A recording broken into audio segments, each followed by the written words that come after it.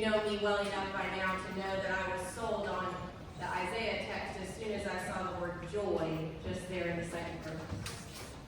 You and I have talked a lot about how many people dislike the Old Testament. And it's true that the Old Testament plays high-stakes poker, like life or death high stakes. When God plays the winning hand, it seems that somebody usually loses, and they lose big time. What I like about the Old Testament is that the stakes are high. Because when I read Scripture and I try to relate it to my own life, I realize that the stakes of my own life are pretty darn high. My relationship with God, the way that I practice my faith, the ways that I do or don't listen to God, my connectedness to God's will, all of that is absolutely a matter of life or death. If I am actively ignoring God's presence or defying God's will, then I may as well be dead. The stakes of our spiritual lives are high, and the Old Testament helps us see and understand just how high they really are.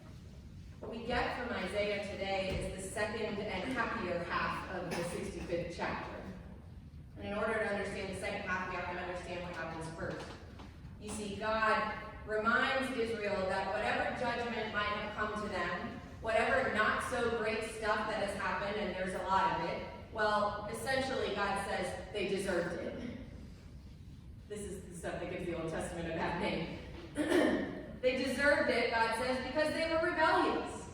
Their hearts were dead to God.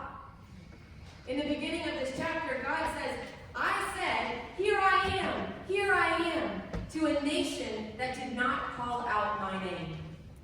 I mean, imagine if right here before us, God was standing right there saying, how may I help you? As though he works at Chick-fil-A, right here. And we just look and turn our backs. That's what these people were doing. They looked, they saw God, they turned their backs and cooked some bacon and sacrificed animals in parks. That's bad stuff. These people were ambivalent to God's presence in their lives. God was total disregard. But here's the really cool thing. God never left those delinquents. Enter the God of the second half of the 65th chapter who says, I'm still here. And in fact, I'm going to wipe the slate clean. We're good. All that stuff you guys did, I'm going to forget about it. We're going to do things differently. I'm going to offer you a chance at different and better lives. But the secret is that it only works if you acknowledge God's presence in your midst. Last week I spent 3 days in Birmingham at a conference all about church planting. I think a few of you know a little bit about how to plant a church. I assumed that it was going to be a bunch of people who, like many of you and Lang, set out to make a new Episcopal church in an area that really needed one. And there was some of that, but there was also much more that I didn't expect at all. There were people, mostly clergy, from all over the country, as far away as Hawaii, who were there in Birmingham to reimagine church as we know it. Some of them have already built new ways of being church that look totally different. It looks like an intentional community of people who live together and raise their children who suffer from mental illness. Or a group that gathers twice a month to bake bread, and while the dough is rising, they study scripture together. Or folks who are in recovery, who come together once a week at a gym to exercise with one another in the name of God and their shared journey with recovery. These people are doing stuff that doesn't look like the way we've always done it at all. It seems like all we hear these days is that church is dying and our pews are emptying every Sunday. But there with these people, I was so encouraged to see that that's not the case at all. Well, yes, our Sunday pews might be a little stark, but the church is not dying. It just looks different. And thanks be to God for that. Hearing all of their stories and imagining all of the things that they want to bring to life that God is calling them to do, it brought to life for me this passage from Isaiah. It brought to life the idea that God adapts with us. When something isn't working, God seems to recognize that and creates a new life for us to live into. The people doing these different ministries recognized that they were stuck in the way things had always been, and that wasn't the future for their group of people. They realized that they needed to respond to God working in their midst. They are glad and rejoicing forever in what God has created and new. These are folks who aren't caught up in the societal, cultural, or even episcopal norms. They're willing to let go of their stuckness, their fear, their anxiety, and they're willing to imagine and pursue a new world that God promises us right here in Isaiah. And as I sat and listened and learned, I imagined how this might live out here at St. Benedict's. And I found myself more hopeful than ever for the future of this parish.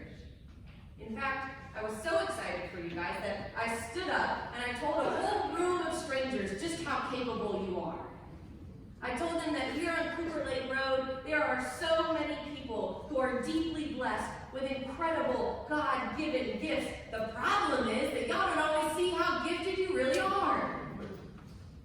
So like right now, there are 150 strangers all over the country praying that each of you will be able to hear God crying out to you saying, here I am, and that you will respond. You are smart people. You are faithful people. You come to church mostly. You bring a dish to the potluck. You meet in your small groups and you pledge your money, and all of that is great. But I'm not sure that all of that is what God means in describing this new creation, where the sound of weeping won't be heard and the wolf and the lamb feed together. I think God has more in mind than what we are doing right now. Butts in pews isn't God's work in this world, and it never has been. We need hearts on fire for God. We need people who can't wait to come into those doors, be fed, and then get back out again to do the work. We need people starting new ministries that light up the passions in their hearts. We need people who are fully alive in their faith. We need people who are actively responding to God's promises. That's what a different kind of church looks like.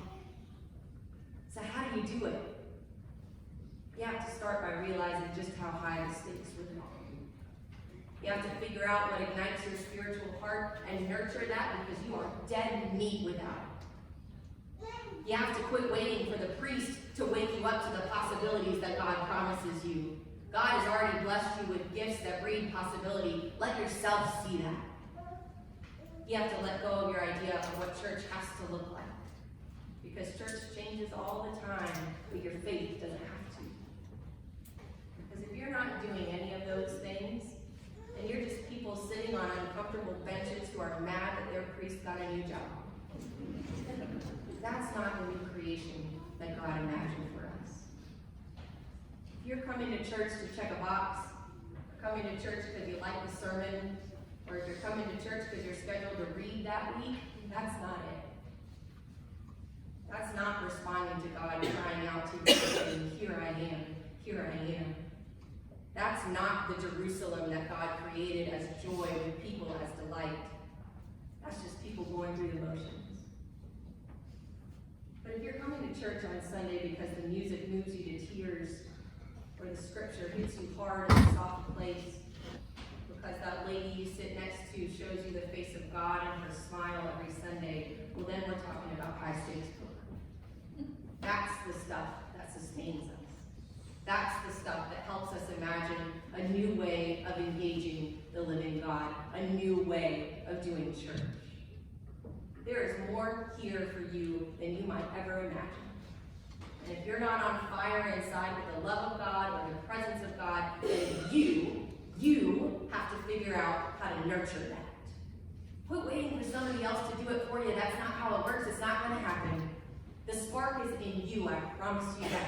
All you have to do is tend the flame. I have spent the last 3 years, and I will spend the next forever, with the same prayer for this place. That your faces quit pointing fixed in this direction for an hour on Sunday mornings. I pray you will turn your heads to the people around you, turn your heads out that door, open your hearts to one another, share your gifts, and build holy and meaningful relationships together that will live into God's promise of a new life, no matter what's going on up here. We've done a lot of good stuff together. You did a lot of good stuff before I got here, and you're going to do a lot of good stuff when I'm gone. But it takes this willingness to constantly reimagine and respond just like God does for the Israelites. Seasons of change are a great time to reimagine, so here you go. That reimagining starts inside each and every one of us. Notice God is saying, here I am. And respond to that call with our own, well, here I am. Whatever comes next for you and for this place, that's between you and God. But I can tell you what, there is a lot of blessing and hope and goodness in this room. You are good people. So don't make me look like a liar in front of all those people I was talking to at the conference. Be as capable as I know that you are. Live into your gifts that God has given you. Quit with the faces this way. Look at each other. Know each other. God is here brimming with possibility. Won't you please respond?